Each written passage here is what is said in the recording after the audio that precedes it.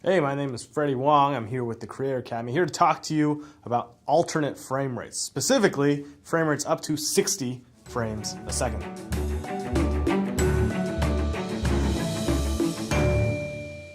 To experience high frame rate in this lesson, switch to HD quality in the YouTube player now. Frame rate refers to how many frames of your footage play in 1 second. For example, video formats often play 24 frames per second. HFR, or high frame rate, generally refers to frame rates that play faster than 30 frames per second. So watch this 24 frames per second footage. As Freddie's running, you'll see his hands are moving and they're blurry at 24 frames per second.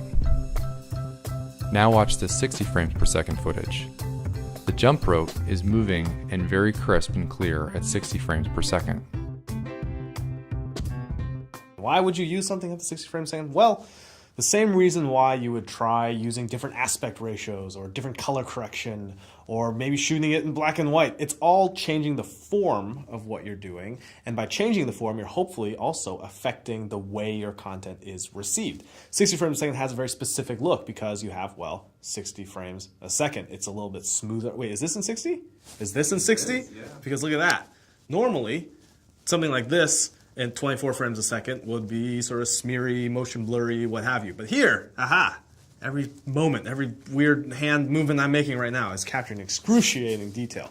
60 frames a second is great for getting the sort of motion that you get in sort of fast scenes, fight scenes, car chases, anything that has sort of very fast motion. You probably won't notice 60 frames a second in something like, say, a big, long, steady landscape shot, but it has an effect in terms of the way motion is seen elsewhere.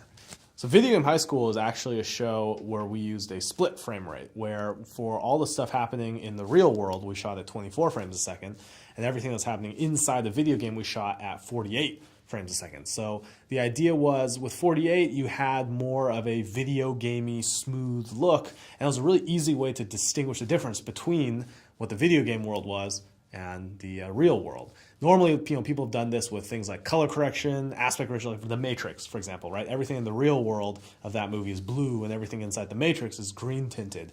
We didn't want to do something so drastic like with color correction, so we decided to evoke that difference visually by changing up the frame rate. There's like a new generation of viewers who are sort of more used to things at a higher frame rate, things like video games, which might play at 60 frames a second. And you get a lot of benefits. Like take, for example, the sort of shot of a car wheel spinning. At 24 frames a second in a lot of movies, the car wheel starts to spin, but then it looks like it's starting to spin backwards. It's kind of got a weird effect. Helicopter blades, anything that's sort of fast and spinning. 60 frames a second and higher frame rates gets you around that by getting the direction right.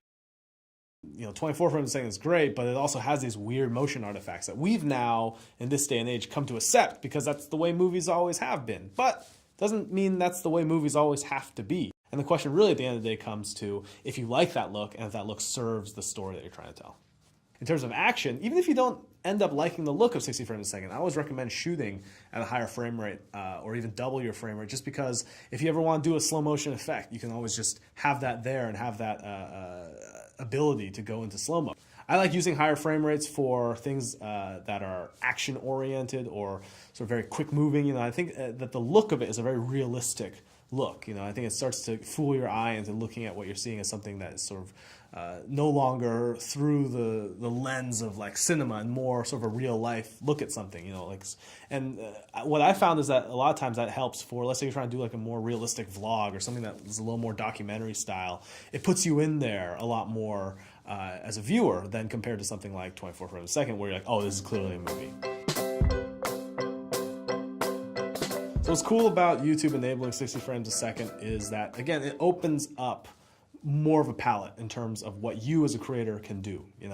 If you're capturing game footage, if you're doing game commentary or any sort of video game stuff, it allows you to capture things in a very smooth frame rate and really play back at exactly what you're seeing. If you're doing live action stuff, you're working with cameras, you're working with shooting things, then it allows you to have another option in your big palette of tools in terms of how you want to express your story, your image, and what you want to get across in your videos.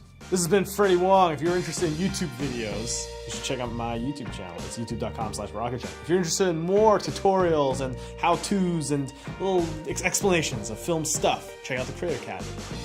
Oh, the link's right here.